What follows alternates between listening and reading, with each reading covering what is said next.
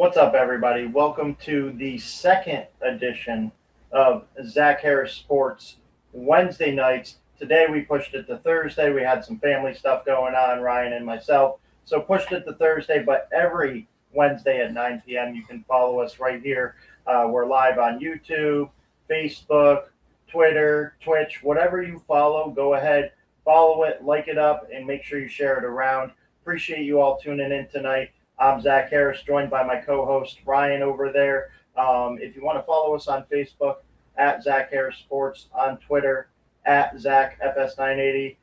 Also, scrolling down there at the bottom, check out the iHeartRadio app. Download your free iHeartRadio app. Search Zach Harris Sports. But anyways, let's get into it. Ryan, how you been?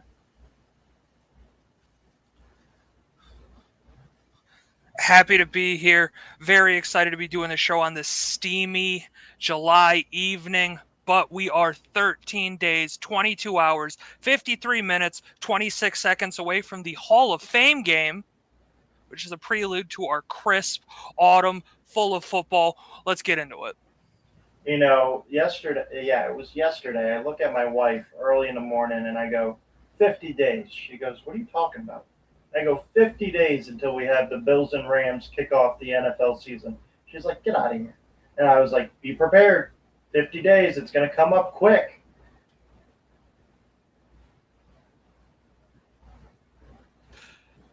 We're close enough now.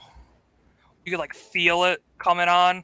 You're starting to do the research. What teams do you like? What teams don't you like? We had a conversation about the kickoff game the other morning. I like the over in that game. We're already starting to talk about betting. I think I like the over in the kickoff. I think I like the Bills in the kickoff. You know, there's the over-under already set up. The point spread is basically a pick 'em. The over-under is set right now on FanDuel at 52.5. I'll have to check the other markets for what they're set at, but you can already get in on betting all those, the futures, and who's going to rush for over 1,000 yards and this and that. And it's a wonderful time to get those bets in early. I mean, you're playing the long game, but in the long way, you might pay off big time if you pair a couple of those together. Obviously, with New York State just legalizing online gambling, there's some restrictions to things, but hey, we're still having fun here in New York State betting on as much football as possible.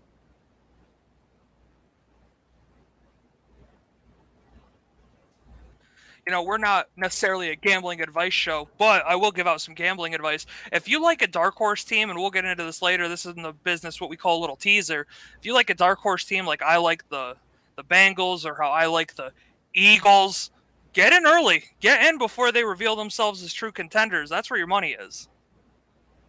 Absolutely. So if you can get in on one of those underdogs that you think can really make that Bengals type of leap like they did last year, obviously nobody saw them being as well as they were. They had a lot of issues going in. They made some great progress. And then Joey Burrow and Jamar Chase continued where they left off in LSU when they competed for a national championship and won a national championship. They just came into the NFL like they never left. And it was incredible to see in Jamar Chase's first year. And then obviously Joe Burrow coming off that nasty ACL injury. And they learned, hey, we got to the Super Bowl without a offensive line. Let's go ahead and add some pieces. They added 3 or 4 guys along that offensive line. So their offensive line, while it needs to build continuity, they're definitely a hell of a lot better than they were last year. So the sky's the limit when you have Joey Burr and Jamar Chase there. Oh, yeah. I mean, when you look at that team on paper, it's going to be another year of experience that Joe Cool gets under his belt. It's another year that he's going to have played in this offense. Another year he's going to have Jamar Chase. They've done a lot of work on that offensive line, especially on the interior of that offensive line. Don't want pressure coming up the middle. Don't want, Aaron Donald to ruin your Super Bowl, right? So they've made some uncharacteristically intelligent moves for the Bengals, which is the most backhanded compliment I can give. You know, when it came to the Bengals and the Browns, it was just you expected at some point throughout their season they were going to pull a Browns or a Bengals. And by that, it means they're going to do something stupid. And the fact that they were able to draft Joe Burrow and they went against the odds and took Jamar Chase instead of going with Penei Sewell, and look how well that's paid off. And then they went into the offseason saying, hey, we know our weakness, let's add to it and make it a strength. And that's what they were trying to do. And, they might not have gotten the best at the position, but it's an absolute upgrade, and that's a start to show, hey, QB, you went out there, balled out. Let's show that we got your back. We want to protect you and make sure you're here standing upright for the long haul. Oh, yeah, absolutely. When we talk about investment in a young quarterback, it's more than just a big, hefty contract like you see Kyler Murray got. It's putting the pieces around them to be successful, to have the chance to ball out. It's having a coordinator who can dial up the right plays at the right time. And I think this is a good time to talk about a situation where that isn't necessarily happening, and that's down in Baltimore. Yeah, absolutely. Down in Baltimore, there's still some contracts to be worked out between Lamar Jackson and Baltimore Ravens. One of my fantasy football teams this year, you can choose your own profile photo and your name and everything else. So I copied Lamar Jackson because I'm digging what he was posting. So if you missed it on Instagram, he posted his page, whatever cover page, as from the How High I Need Money. So if you've never watched the movie How High, there's this dude on there, DJ, and he has gold teeth, and in his gold teeth it says, I need money. So Lamar posts that. Obviously, the backlash from the media and all the questions, Lamar ended up taking it down because he wants to keep things in-house. He posted that just to get everybody riled up, but he really wanted to keep things in-house. And then, lo and behold, ESPN does these top 10 linebackers, quarterbacks, wide receivers, this, that. So they post the top 10 quarterback list, and then Ryan Clark goes ahead and comments on it and says that Lamar Jackson's a top 10 QB without a doubt, blah, blah, blah. And then former Ravens Super Bowl champ goes ahead on Twitter and shreds Lamar Jackson to bits, shreds him. So Bernard Pollard's post, no top wide receiver will ever come there while LJ is there. Plenty of wide receivers have been available in the offseason while LJ has been starting, but nobody wants to go. They give him respect. They don't want to play with him. LJ is good, but he's not able to make the throws. Now, I will precursor what he said to that, which he also based and said Lamar's a top 10 talent and should be paid a hefty price, but followed it up with that deceiving tweet, because I think there's more that underlies to that tweet than is to be led on. Now, obviously, Bernard Pollard, Super Bowl champ, he's entitled to his opinion, but I think context here would really be a wonderful thing when you're talking about this specific tweet. Wouldn't you agree with me? The context is king, baby. It was a really weird vibe. Right, I'm big on vibes. It was a really weird. It almost felt like as soon as Lamar gave a little bit of pushback, it was immediate backpedal. Excuse me, right? Like total defensive back. Oh, I got to backpedal. Like, did you not expect him to see it? Did you not think that anybody would ever call you out on this asinine take? Did you suddenly watch his film? I don't know why you would post it in the first place, and I especially don't know why, as soon as you got a little bit of pushback, you would immediately retract it.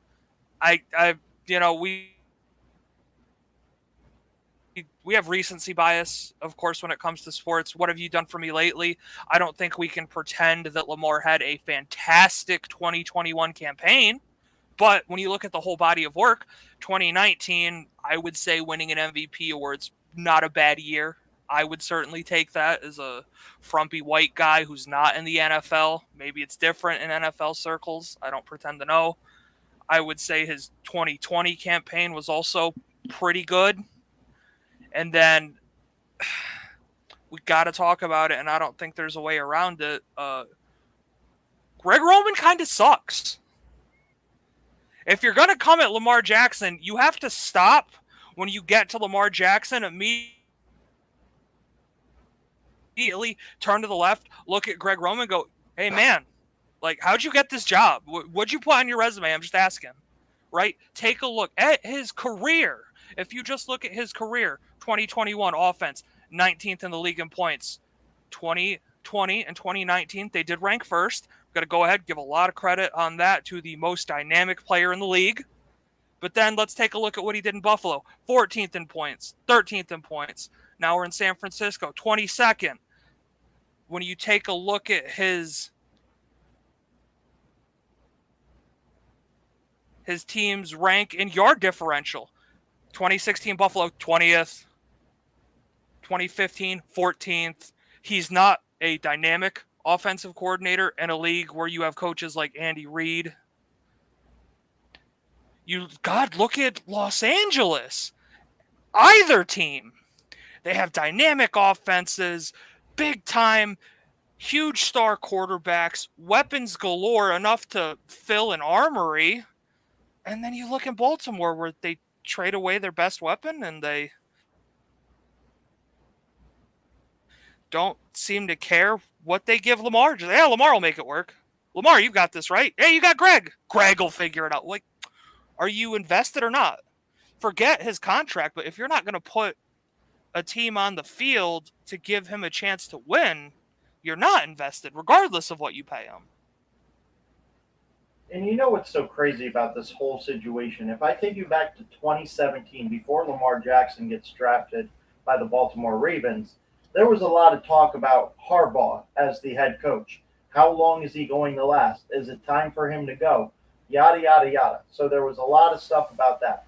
Obviously, you go into the next season, you drafted Lamar late in the first round. You go into the 2018 season, and Joe Flacco starts about 9 games. You're not enamored with the way he played. He went, 4-5, and he had ups and downs every single game. And you slowly started to trickle in some Lamar Jackson through those 9 games. And then you're like, you know what? I need to save my job. I need to save everything. I need to save the organization. Let's put Lamar in there. So they play Lamar. They control the clock. They play good defense. They end up making the playoffs, and then they get washed out. And that's the beginning of the Lamar Jackson. The very next year, MVP season. Now, you can take a look at the passing stats for that MVP season. I think he averaged roughly 210 passing yards a game and about 90 on the ground.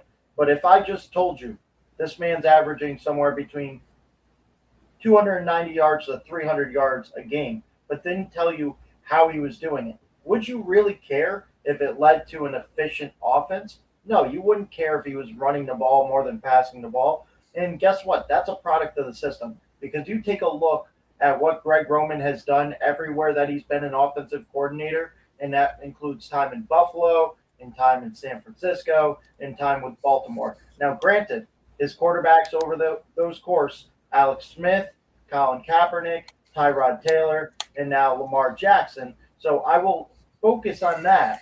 But at the same time, you got to pass the ball at a higher level to win in this league.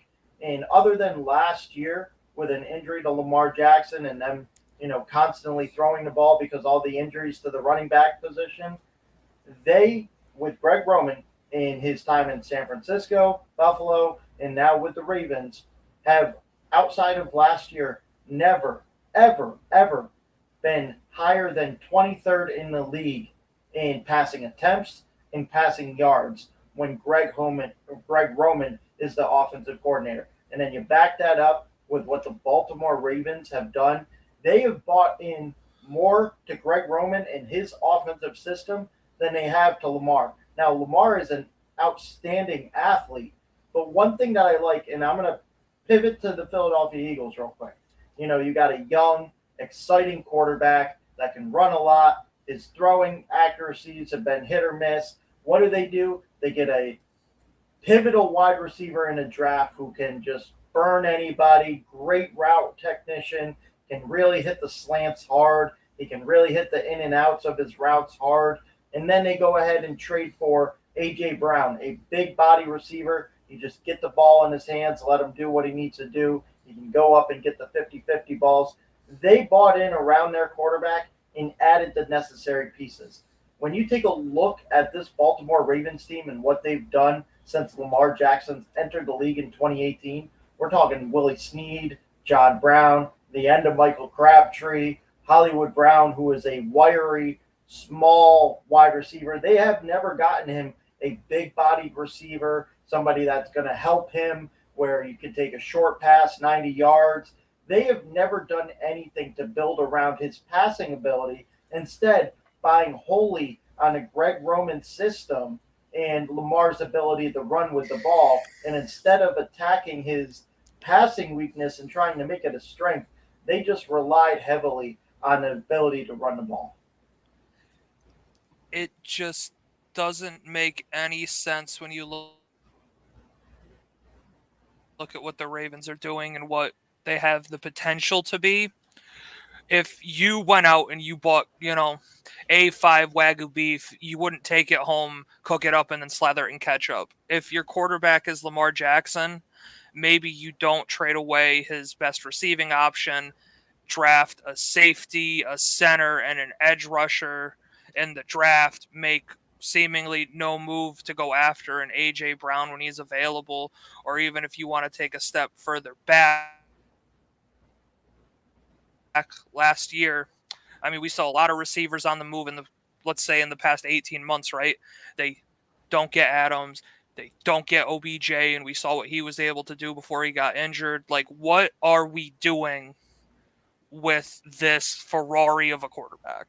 Why would you have Lamar Jackson and all that he can do and then turn over so much power to Greg Roman? I don't understand where those decisions are being made or why they're being.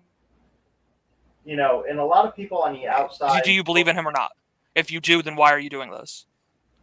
Absolutely, 100%. So one of the things that people can point at is they traded away Hollywood Brown. He's a diva. He didn't want to be there and playing with Lamar Jackson. That's not true. Him and Lamar Jackson are good buddies. They're good friends. And it wasn't necessarily he didn't want to be there in Baltimore with Lamar Jackson. He didn't want to be there in Baltimore with, you guessed it, Greg Roman. And that's what it comes down to. No wide receiver is ever going to want to play in an offense where you don't pass the ball a lot. I went through this with my show, and you tuned in, Ryan. You saw the stats. You take a look at Jimmy Garoppolo's career just with the 49ers. You consider the 49ers a pass or a run-heavy team. Even they threw more passes. Jimmy Garoppolo threw more passes on average in a game than Lamar Jackson by like 4 passes. So 4 extra passes a game, every single game, is something a wide receiver is going to salivate over. And then you take a look at some of the top quarterbacks, Derek Carr, Tom Brady, Aaron Rodgers, Patrick Mahomes. They're all throwing the ball 35 to 40 times a game, while Lamar Jackson's throwing about 25 to 27 passes a game. That's not because of Lamar Jackson and his ability. That's because that's how it's designed by Greg Roman. And no wide receiver wants to play into a spot where he can't get his touches. Because when we look at quarterbacks, it's all about Super Bowls. When we look at wide receivers, it's all about stats, making money, and helping your team win. That's it. It's like the oldest adage in sports, right? If you're a wide receiver, throw me the damn ball. If I'm a wide receiver, I make my money when somebody else throws me the damn ball. When the scheme is designed to get me open or throw me open, I make a catch and then I make something happen. If you're Hollywood Brown and the man who holds your capacity to play this game, to make money, to support your family, to feed children is Greg Roman, yeah, you ask for a trade. Like, is Greg Roman going to pay my bills when he doesn't set up an offense that throws me the ball? Is Greg Roman going to pay my bills when he constantly decides to run a boring, vanilla, ass-backwards offense? No. Right? In a league where the more you put something on film, the more likely it is to get stopped, respectfully, he's not smart enough to make that adjustment, or he's not willing enough to make that adjustment, and I won't tell you which one it is. I mean, I think it's pretty clear and obvious when we get into the playoffs, when push comes to shove and the running game is hard to come by. I mean, there's 2 things that travel in the league, your defense and your run game. But when it comes into the playoffs and people can dedicate to one side of the ball or one particular part of your side of the ball, and they're trying to stop the run and forcing you to throw the ball and you're down early and you got to pass more, that's when they're not at their best. And when you take a look at the playoffs, Lamar Jackson's throwing on average 10, 12 more passes a game in the postseason than he is in a regular season. And that's because the scheme by design hasn't really worked in the postseason, and they need to work in other objects, other activity to the offense. If you can get things going nice and easy for Lamar, it should make it easier in the postseason. Not everything has to be a 90-yard bomb, and not everything has to be a run play. You can have some bubble screens. You can work in an extension of the run game by using that bubble screen, something that Bill Belichick loves to do. That's basically his run game, is that bubble screen, or throwing it out to the flat. You don't need to throw a 90-yard bomb. You don't need to run the ball all the time. You need to mix it up, and Greg Roman has not done a great job at that. No, not at all. No, absolutely not at all. And maybe to an outside observer, it might seem like we have a personal vendetta against Greg Roman, since this name of this podcast should be Greg Roman is the worst person we know. But that's genuinely these criticisms.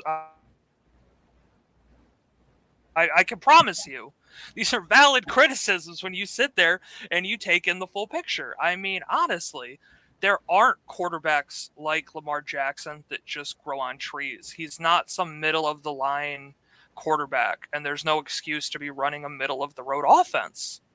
Right? When you look at the 2021 team offense totals and you look at points, and it's like Seattle, Baltimore, back to back. And you look at the season Seattle had with the expectations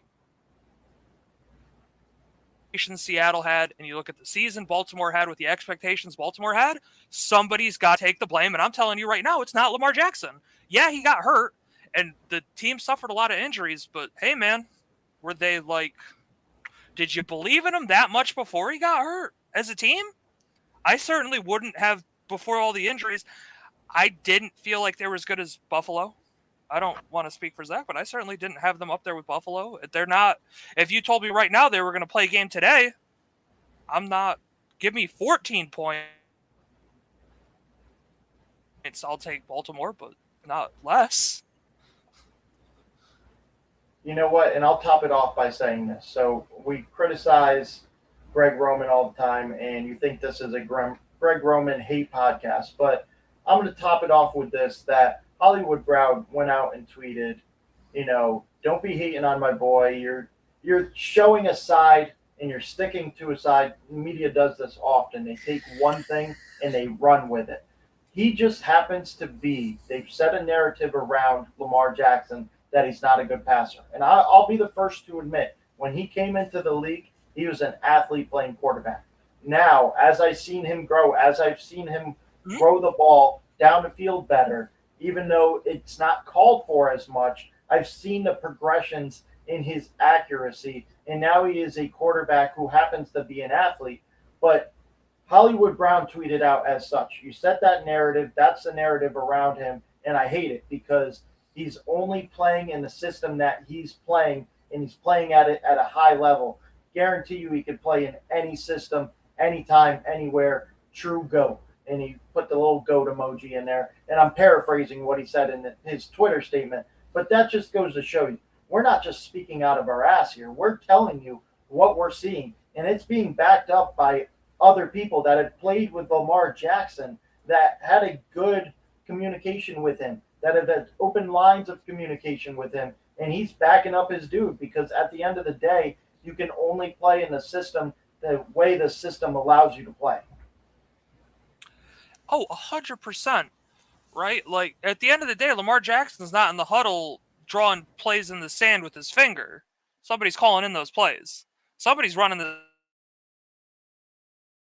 offense. They're just out on the field executing whatever garbage is thrown at them, right?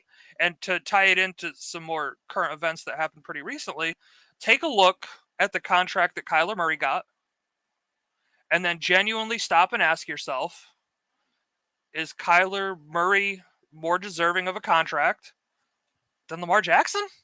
If you put Lamar down in Arizona and gave him an offense, what does that look like?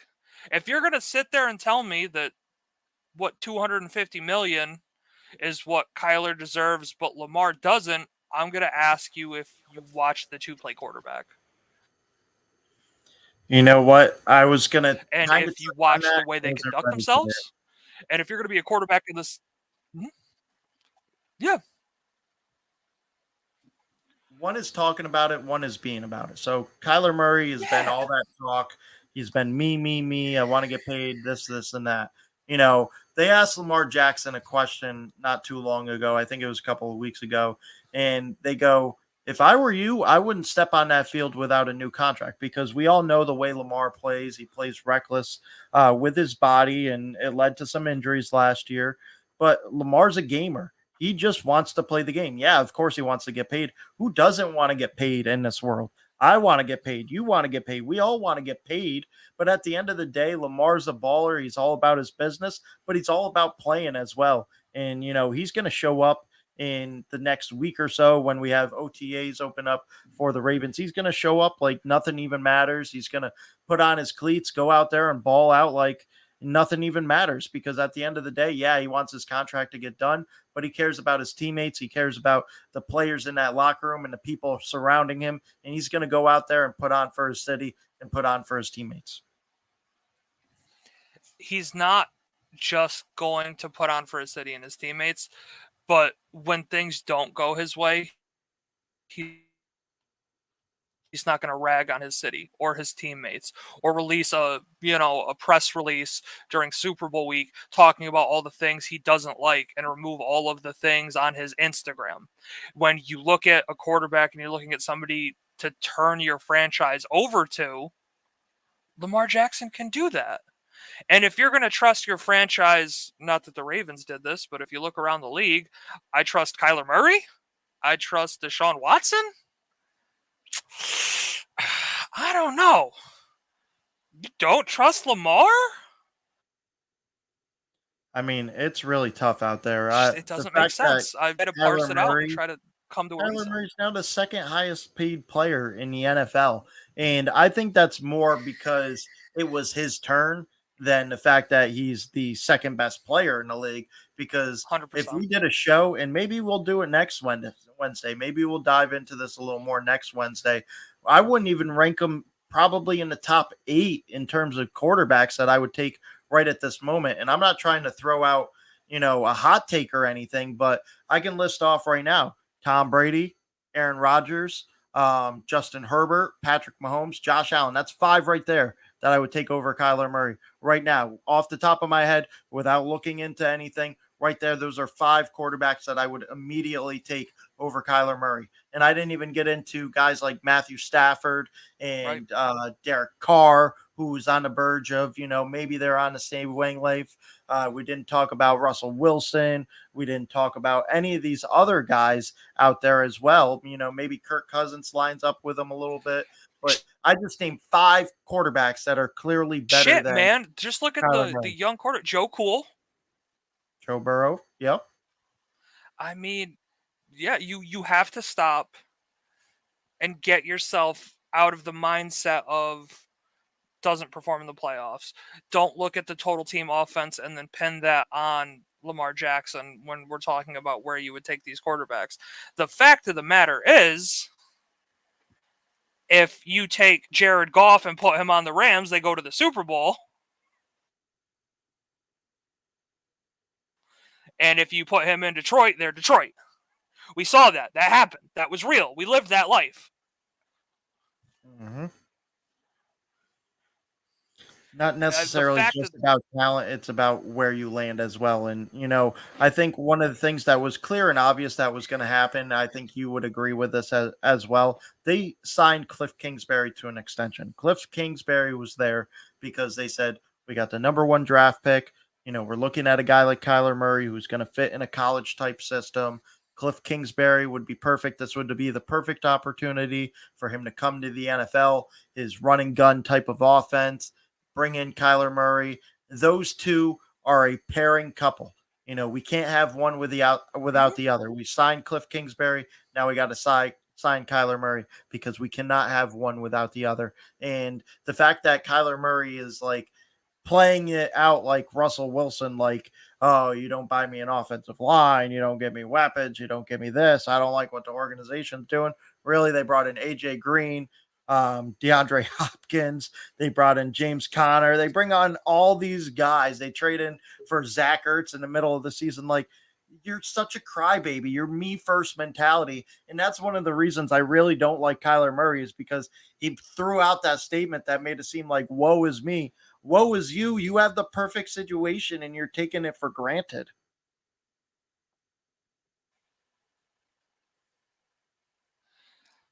I mean, if we're going to sit here and body people, we're going to body them the whole way, because the fact of the matter is Arizona bent over backwards for this guy, and for him to be terrible in the second half of last season as a team.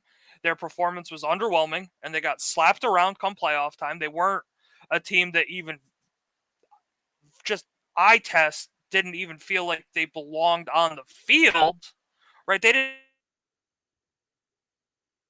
have the vibe of a team that started out as the best team in football.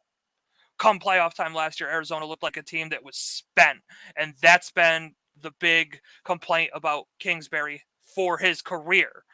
And that's the hand-picked coach for you, Kyler. We're keeping him because of you. Regardless of his performance or lack thereof at the back end of last year, we're stuck with him because we've got you. We're going to pay you because it's your turn, not because we think you can lead this team. We're kind of handcuffed to you now. Whereas if you look at Baltimore, it felt like they fell into Lamar Jackson and then they fell into playing him, and then he forced their hand with his play. I mean, the knock on him coming out was, I think he's got to switch positions.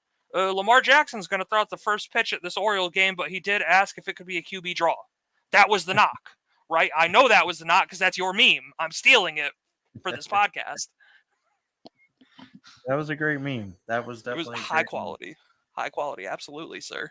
But it's, so, if you take this Baltimore team, and this is where we're going to get into it. So let's do our AFC Power Rankings, and we'll see where the Baltimore Ravens fall and why they fall there and why they're even positioned there. Because I do think they're a well-built organization. Their head coach leaves me to scratch my head sometimes. Their offensive coordinator, I'm not even scratching my head. I just don't have a scalp anymore because of Greg Roman. But we'll see where they fall. I want to start with our AFC Power Rankings. Let's go from 1 down to 10. We'll start off with 1, and I'll let you go first. You know, you have the team ready. You have your list ready. I'm going to let you start off first. Who is your number 1 team in your Power Rankings and why? Number 1 team in my power ranking, specifically for the AFC, but just so you know, if this was overall, they would still be in this spot. You call it a homer pick, whatever you want, even though I'm not a Bills fan. New York's truest team, Buffalo Bills. Address problems on the defensive side of the ball. Josh Allen is still Josh Allen. I don't know how you couldn't love this team on paper heading into the season. All right, so there's no disagreement with me because Josh Allen and the Buffalo Bills are my number 1 in my power rankings for not only the AFC, but I also think for the whole entire NFL because they address their weaknesses. Let's look at this team. If you take a look at this team real quickly, the way that Josh Allen came into this league to the way it is now kind of lined up with Sean McDermott being there and Brandon Beane being there. Those are 2 smart guys that have realized the kind of talent that they've had added around them. They brought in Stephon Diggs, Jamison Crowder, all these guys over the course of a couple of years. And going in from last year to this year, we could take a look. They were the number 1 defense. They had top 10 in sacks. But if you actually watch the game, when this defense needed to get off the field, they were unable to do that. You could show me all the numbers you want, but I watched the games. I watched those critical third downs, late in games, late in drives, in certain situations where maybe they scored a touchdown and then they gave up a touchdown because they couldn't get off the field, and it just killed the momentum from the offensive side of the ball onto the defensive side of the ball. So you could show me all the stats you want. I watched the game. They realized that was what was happening. So what do? They get a big-time playmaker in Von Miller who is known to make big plays in big Yeah. situations. Then another thing on the offensive side of the ball, they bring in Jamison Crowder. They get that fast kid from UCF. Can't think of his name, like Shaker or something like that. And then they bring in James Cook, Dalvin Cook's brother. These are guys that are able to get yards after the catch. And one of the things that the Bills led the league in, or was top 5 in the league in, was air passing yards, because their offense relied so much not only on Josh Allen's legs, but Josh Allen's arms. So what do? They get guys that can create after they catch the ball. There's no more dead last in the league in yards after the catch per a catch. That's where they ranked last year, dead last with just over 5 yards after the catch per reception. They went and addressed that too. So they've noticed the weakness, they've addressed the weakness, and they've only gotten better. They have all the pieces there. Now I need them to get over the hump. They're my number one team. Number one team in the power rankings, team with the most pressure heading into the season, highest expectations. I think, if just to be fair, they do have a few things this heading into this season going a little against them. I think their division as a whole has gotten better compared to last year. Brian Daboll did find his forever home down in New Jersey, turning around the sinking ship that is the New York Giants. We love you, Daboll. Please save us. Good God, please. We're rooting for you so hard. But that being said, right now, I can't pick against them. Can't do it. Won't do it.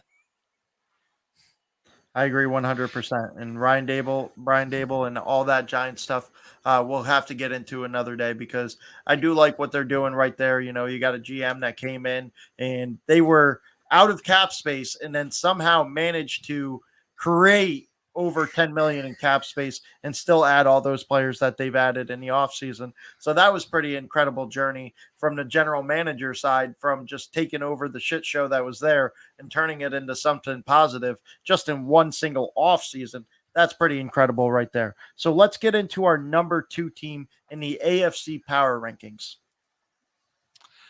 Number 2 is going to be another non-surprise. As long as Andy Reid and Patrick Mahomes still live in Kansas City, they're still going to rank pretty high.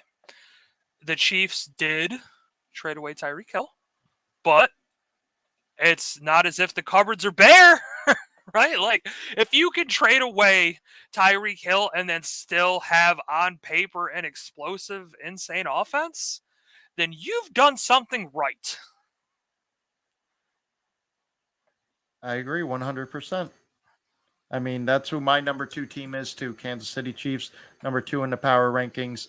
Anytime you got Patrick Mahomes there, Patrick Mahomes, when you have a generational type of quarterback, yes, it matters a little bit when you got wide receiver talent, but you need a quarterback that can elevate the wide receivers around you. And that's what he did with Tyreek Hill. You could take a look at the numbers with Alex Smith compared to what they were with Patrick Mahomes at the helm. And let's not act, Tyreek Hill, I love him. He's a great wide receiver, but let's not act like they're not going to be on the same level. Now, it might not be the same time frame. It might not be right away. It might not be week 1, week 2.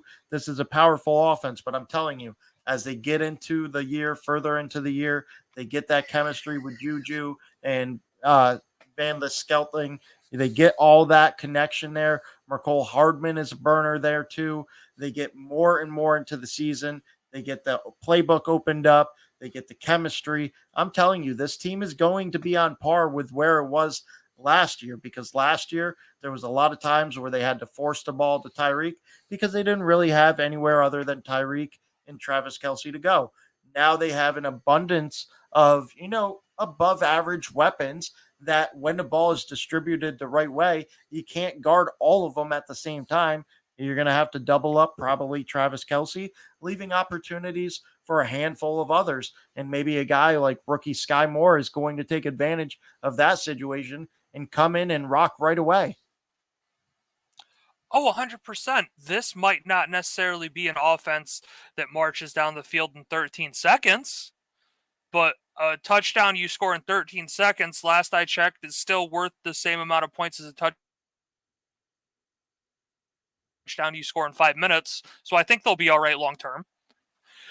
Yes, you lose the Honey Badger as well, and it's difficult to stay on top for a very long period of time in what has become this gauntlet of the AFC West. But you're the champ until you're not. And right now, when you look at that division, Chiefs are the champ. You're the champ until you get beat. And I need to see either the Las Vegas Raiders, Los Angeles Chargers, or Denver Broncos step up and go, yeah, you know what? We're taking 2 of these division games. We'll go to your house. We'll beat you. We're going to beat you in our house. We're legitimate. Until I see it, I'm not taking them over the Chiefs, just to be frank. I mean, why would you? They're a proven winner. They have a proven track record. Yeah.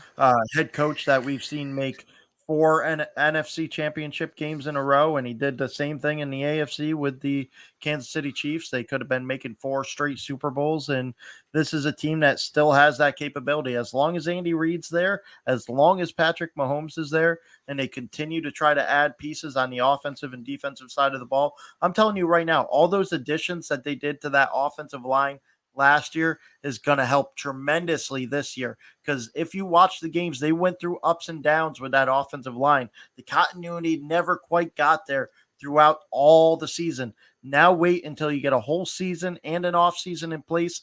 That offensive line is going to be stronger than ever. That's going to help Patrick Mahomes get more time. Not to mention Patrick Mahomes, you take a look at the season, the way that he played, it looked like he was trying to figure out a different way to play other than making those magical, spectacular plays. He tried more to force himself to stay in the pocket and play like that because he knows at the end of the day, when teams start to figure him out, there's nothing harder than beating a guy that can beat you inside of the pocket, outside of the pocket, scrambling around. And that's what Patrick Mahomes was doing. He was learning and growing, dealt with some growing pains. And guess what? He dealt with some growing pains with still one of the top offenses in the league. Yeah, you said the magic word when you started talking about offensive line. This is a young offensive line. The more they play together, the more they'll come together. When we talk offensive line, we're not talking individuals. We're talking a unit. It's 5 guys with a blocking scheme that have to work together. I'm going to give you a name to watch for if you're a fan of offensive line play. Guard Trey Smith. This is going to be his 2nd year. Man's going to be an all-pro. Keep an eye on him. And if you don't know his story, look up his story. He's a very, very tough, mean offensive guard. Mean is the key word. Enjoys hitting people.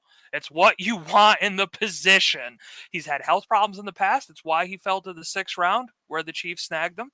Shouts out to being able to oversee that and take this man. I think that offensive line is going to be much improved. And fact of the matter is, you win games in the trenches. Absolutely. So that brings us to our number 3 team in the AFC Power Rankings. I'm going to let you lead off because I know ours are different, and yours is going to lead to your picture right here, right now. So let's get into it. Well, since we're talking about linemen, guys, the Cincinnati Bengals addressed some of those line problems. It was their biggest glaring issue. If you watched their games, it was hard to ignore. If you watched even 2 quarters of the Super Bowl, you could pick up on this team's biggest weakness, even if you weren't an avid football diehard. They did a lot to address the offensive line. I think Joe Burrow is that dude. I think Jamar Chase is that dude. I think when you add in interior offensive line help so that you're not constantly having pressure up the middle, it's a team that's dangerous. And what's more is, I don't think we've seen the Bengals be in a moment that was too big for them yet. And I don't think, even with expectations, pressure matters to them. I don't think they feel it. What pressure? We've been here. We've done this. We've All done right. I that. understand It's a what you're team I'm saying. really high on. Maybe last. Yeah. I mean, it's hard to ignore the character of this team. The swagger, as you would like to call it. There it is. The There swagger. it is. All right, so this is where we start to differ. This is where it's going to get interesting because I'm going to come with a sleeper team that did not make the postseason last year, and that's only thanks to their dumb head coach. And I just recently watched that game on NFL Network. I'm talking about the Los Angeles Chargers. So if you don't know what I'm talking about, last year in a win or go home game, they get into overtime. It looked like they might potentially just end in a tie in the overtime. And that means the Raiders and the Chargers both make the postseason. It's a third down, and the clock is just running. The Raiders have timeouts. They don't call a timeout. Who calls a timeout? Brandon Staley for the Los Angeles Chargers call a timeout. Next thing you know, they come out of the timeout. The Raiders are like, screw these guys. We're going to try to win this now. You called a timeout. We changed our mind. We were going to let you tie. We were going to say, hey, let's just both be winners and walk into the playoffs. Boom, you called a timeout showing us you're trying to win. So screw you. We're going to try to win. And obviously they had to walk off field goal, and they end up making the postseason and then falling short against the Cincinnati Bengals. But this is my sleeper team. When I have Justin Herbert on my team, when I have Keenan Allen on my team, when I have Derwin James on my team, that is a core I can build around. And I didn't even mention Joey Bosa's there. And then they brought in Khalil Mack. And then they brought in CJ Jackson. Oh, they have Asante Samuel Jr. there who's going into his second season. They've added so many pieces offensively, defensively. This offensive line has gotten better. The only thing that I think could potentially be holding this team back from competing for a Super Bowl is their head coach that is so far into analytics. I don't think he can make a decision for himself based on his heart and his mind. You absolutely summed up my argument for the Chargers being the third best team in their division right there. I don't trust their head coach. I don't trust his reliance on analytics, but I love their talent. God, are they talented? I mean, they're a team you could almost look at in a similar vein as the Cowboys, right? So talented, so many good players, such a terrible head coach. Why are you doing this? I think Herbert is going to be even better this year. I don't think that defense gets talked about enough with the pieces they have in place, like you mentioned, Khalil Mack, Joey Bosa. But I can't trust you if I can't trust your head coach. They are not my number 2 team in that division. It all depends on how they grow from a head coaching standpoint. I mean, they've converted the most fourth down conversions in NFL history, but sometimes it definitely costs them games. So I think he's going to look back at that season as a learning curve and to play it more like Doug Peterson than more like Brandon Staley, hopefully this year, and try to let the team do what the team does, where, get a feel for the game, get a feel for, hey, this is the right fourth down to go for. We had momentum on third down. It was 3rd and 4. We rushed and we got 3 yards instead of 4 yards. 4th and short, I'm feeling it. We're already on a 10-play drive. We're on the cusp of being in field goal range. Let's go for it. Anyways, he's got to get more of a feel for the situation and what fourth down to go for. And if he could do that, if he could get that Doug Peterson mindset of this is the fourth down I want to go to, as opposed to going for every fourth down, I think this team is going to be a whirlwind better. Oh, 100%. Analytics can't calculate the tone and tenor of the game. It can tell you the cold, hard numbers, but it can't tell you momentum. It can't tell you feeling. And that's something that has to come from the head coach. And if he can't make those gut instinctual decisions without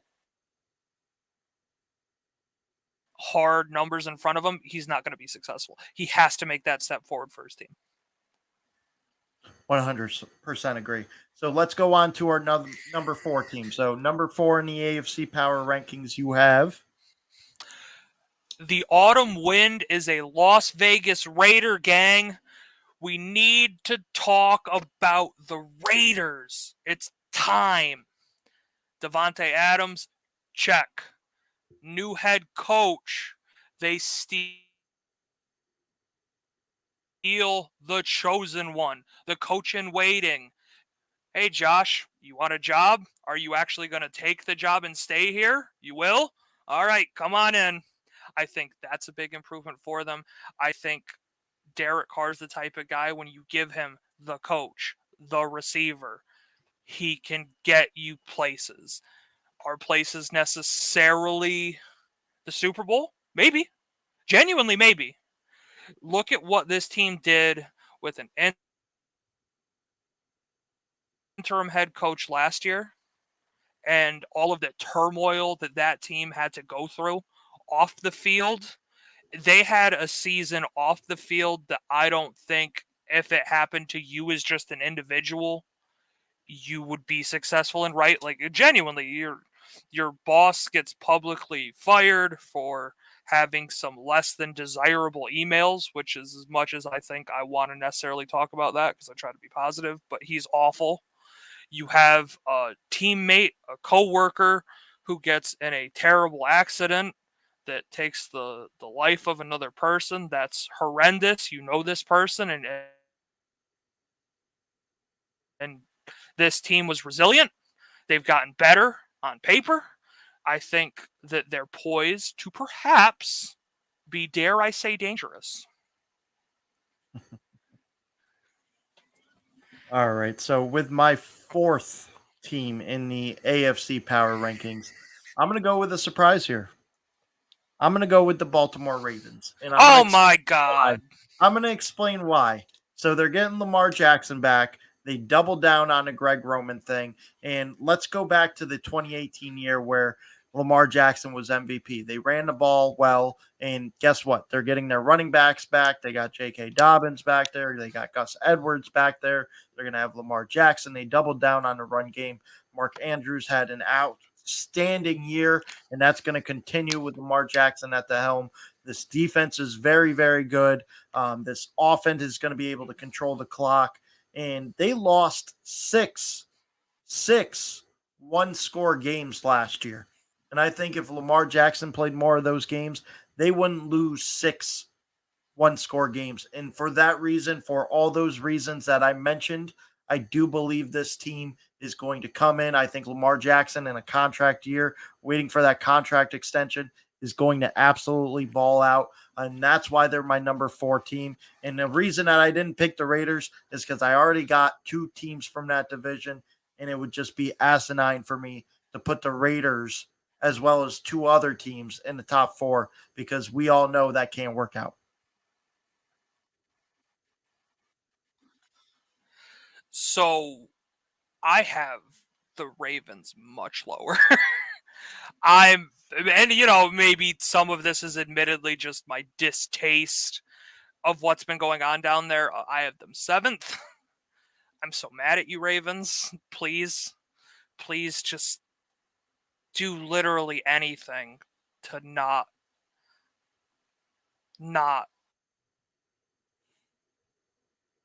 blow this. You have this generational quarterback, please. I'm like, why are you doing this? Why? The Giants can't get out of their own way, but you get handed Lamar Jackson, and this is what you do? So maybe some of it's just pettiness, but I have them 7th. All right. So who do you have number 5?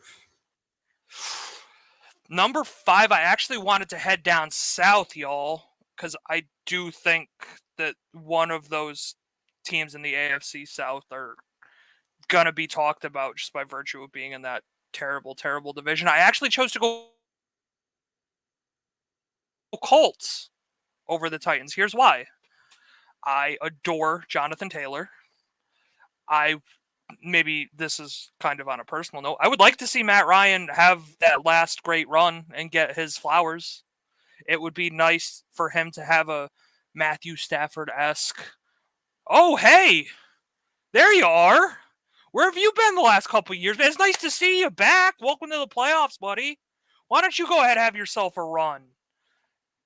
I think there are a lot of problems with the Colts, i.e. their receivers. Specifically, I hate their receiving core. But, I mean, look at Tennessee. If you've got a stud running back and you can get out of your own way, you can be tough to beat.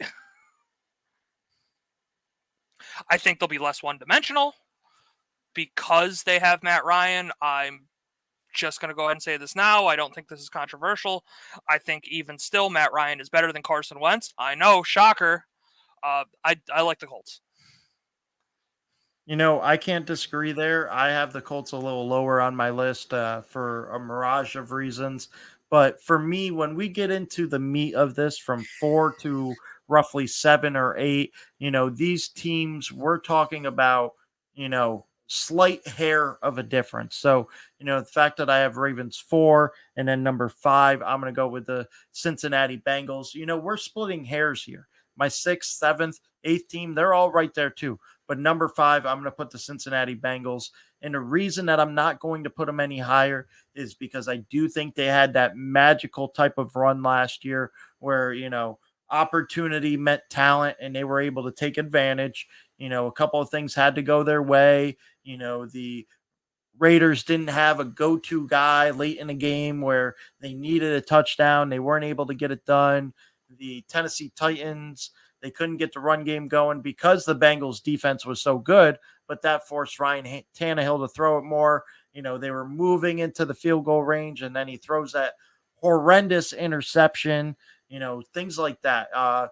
The Kansas City Chiefs game, if they just run the ball one more time, are the Cincinnati Bengals going to be in the NFC or the AFC and then the Super Bowl championship? Obviously, what would have happened if things just slightly turned out different? Obviously, in that magical run where everything that could go right does go right, that's how you're going to get those outcomes. That's how you're going to get to the AFC championship game and then the Super Bowl. But they did add more talent. They added talent among the offensive line. So I do think that they have ways of being a Super Bowl contender. But right now, I just want to see Joe Burrow follow up that amazing season. I want to see how teams defend Jamar Chase, T. Higgins, as well as the other weapons there. They did bring in a tight end there too to help as well. And that defense, I do think they played a little above their means. I do think it's a good defense. I don't think it's as great as it was during that Super Bowl run, but that's why they fall to number 5 for me. But I could easily see them being a little higher, a little lower. But right now, 5 is the perfect spot for me. Let me ask you this, Zach Harris of the Zach Harris Sports, Fox FM 980. If you take a look at the Bengals, let's say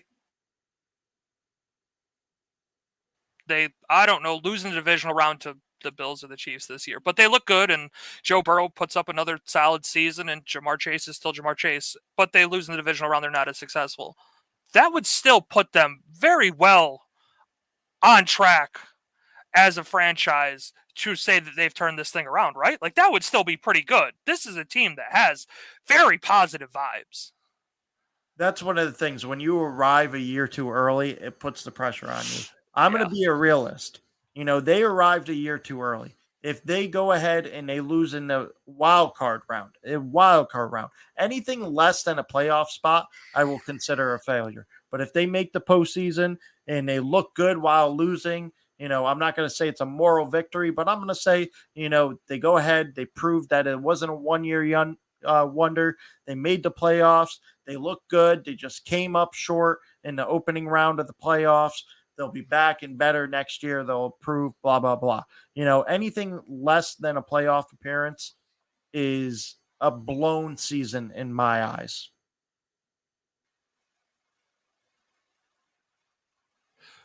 When you look at their division, if they miss out on the playoffs, that's an utter failure in my mind.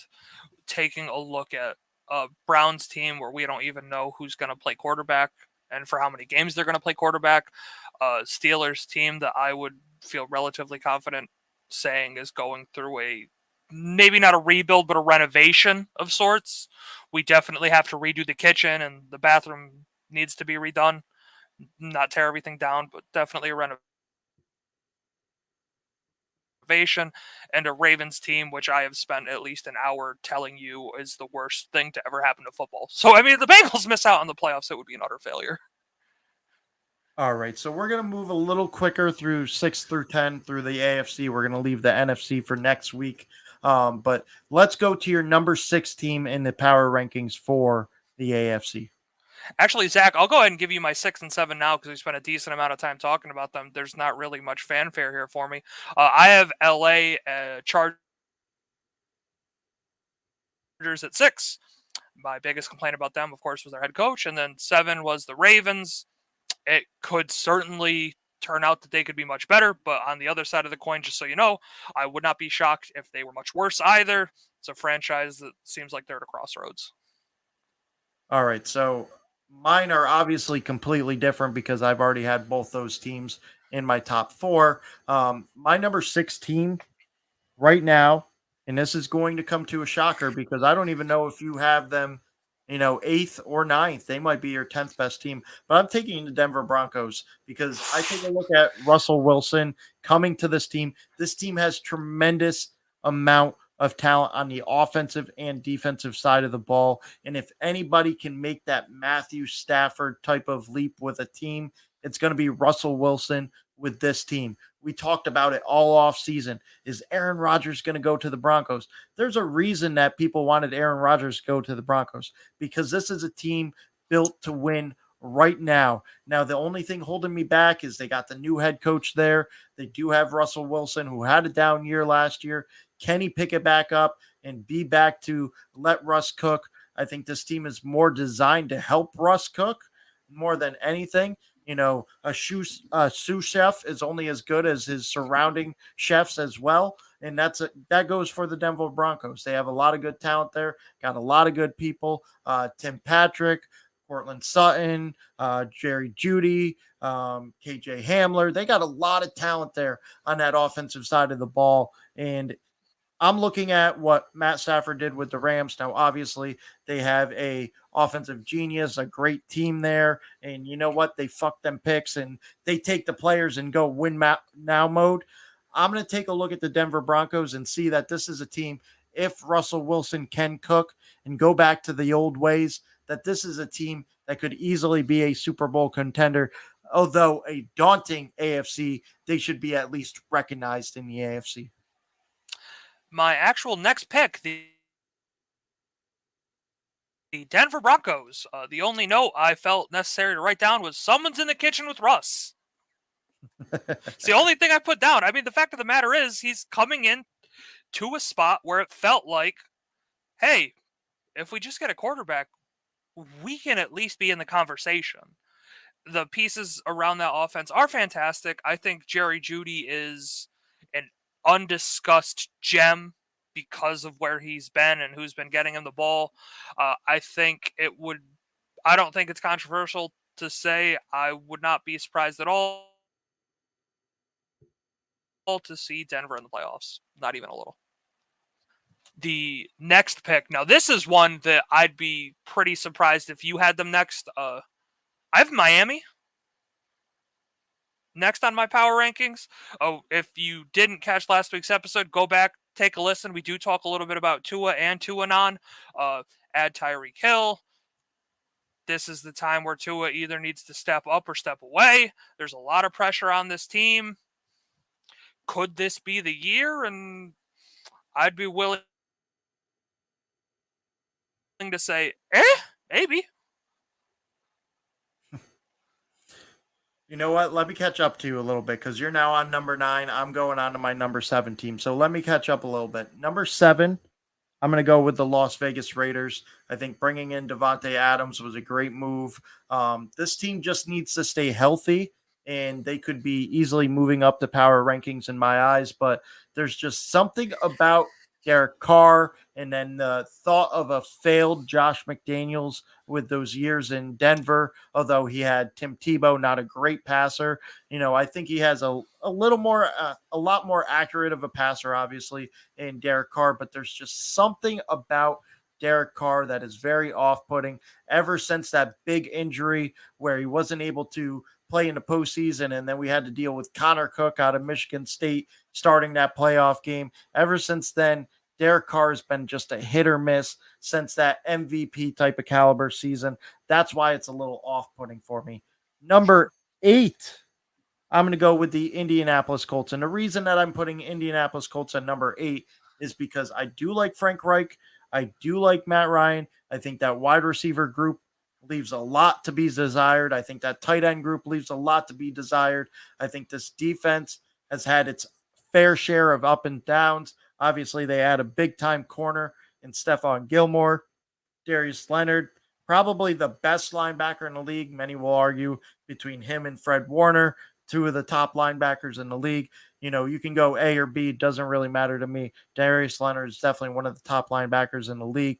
But ultimately, this team starts off slow under Frank Reich. Can they avoid that this year? And if they can avoid that, they're going to put themselves in a better situation because it's a lot harder to win 4 road games on your way to the Super Bowl than it is if you didn't really have to play any road games. So it all depends on how they start and what situation they put themselves in at the end of the season. That's why they're my number 8 seed. Number nine, and I'm going to go out on a limb here. I'm going to go with the Cleveland Browns because if Deshaun Watson only misses 6 games, and I'm not saying this should happen, but all the rumors out there, it could be 6 to 8 games. If he only misses 6 games, they get in a decent quarterback in Jacoby Brissett that I've seen win a handful of games. If he can go 3-3, 4-2, he puts himself in situation to when Lamar Jackson takes back over with that great of a running game, with Amari Cooper at the helm, with that great defense. And last time that we saw Deshaun Watson on the field, he was one of the most elite quarterbacks in the league. If he can find that rhythm towards the end of the season, in the postseason, and I'm only talking about on the field play, not talking off the field stuff, only on the field. If we look at his play, we look at his elite level. If he comes back after 6 games and they're sitting 3-3, 4-2, and they still got, roughly 11 games to go, if he could find his rhythm into the postseason, this is a team that could make some noise, especially with an elite talent at quarterback.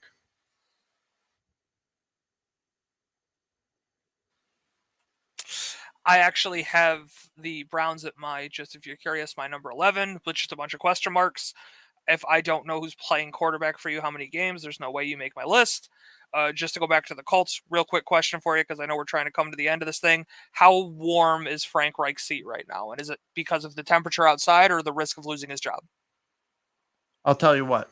He needs to at least make the postseason if he wants to keep his job. And I'm telling you, with Jim Irsay there, I don't know if he's still doing lines over there or what he's doing over there. And we all know he's a little crazy, drinking, doing drugs, blah, blah, blah. There's a reason that they've run through this many quarterbacks in this many years. And it's not just because, it's Jacoby Brissett, it's Andrew Luck, it's Carson Wentz. It's because this guy likes to make moves just to make moves. It doesn't necessarily mean they're getting better. They're just making moves to make it look like they're getting better. And although I do love Matt Ryan, and I do think he's an upgrade over Carson Wentz, and I do really like Carson Wentz, but Matt Ryan, clearly an MVP of the league. It's hard to not be considered an upgrade over a guy that, has had ups and downs his whole entire career. But the Colts with Frank Reich absolutely has to be on a hot seat, especially when your owner is Jim Irsay. Now, coming up to the end of our lists, this pick I agonized over. My number 10 is actually going to be 10 is C, Titans. Woo! And not just because that works out really well. I think Derrick Henry is a man amongst boys. I'm not super worried about losing your best receiver because your quarterback is terrible. So what do you care who he's throwing to? Hopefully he won't have to throw that much anyway. You're going to have, on paper at least, 4 pretty easy in-division games, and the Colts, depending on when you play them, could be very easy to play against, or if you catch them in the middle of the year, be very difficult to play against. We'll see how that unfolds. I have Tennessee here because I think they have a legitimate shot at making the playoffs, although my expectations for them are pretty low. So I really struggled with this list because the AFC, there's about 12 teams you can fit in the top 10 power rankings. And when I get down to number 10 and I look at Miami and I look at Tennessee and I look at the Pittsburgh Steelers those are three teams capable of being number 10. I'm going to go with the Miami Dolphins because I think overall, if you take a look at quarterback, offensive weapons, wide receivers, tight ends, offensive line, defense, special teams, overall, they out of those three teams have the best overall roster.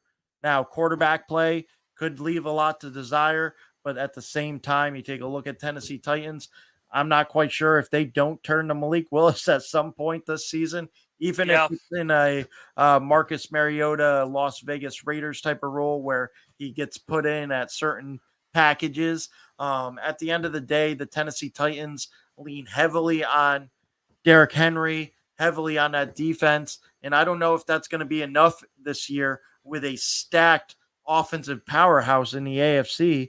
And you take a look at the AFC West, we named all four teams in the top 8. All four teams are in the top 8 of our power rankings. So when you have four teams in one division, it's going to be hard to make the postseason if you don't win your division, if you're not in the AFC West.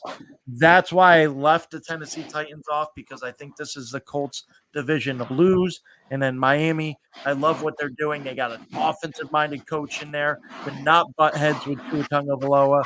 I don't feel like this guy is going to ask Tua to do a lot, just enough. We talk about the deep pass game when it comes to Tua Tagovailoa. They're not going to ask him to throw the deep ball 20 times a game. They're going to say, hey, we got playmakers. We got burners on the outside. We got burners behind you. Just put the ball in the playmakers' hands and let them do work.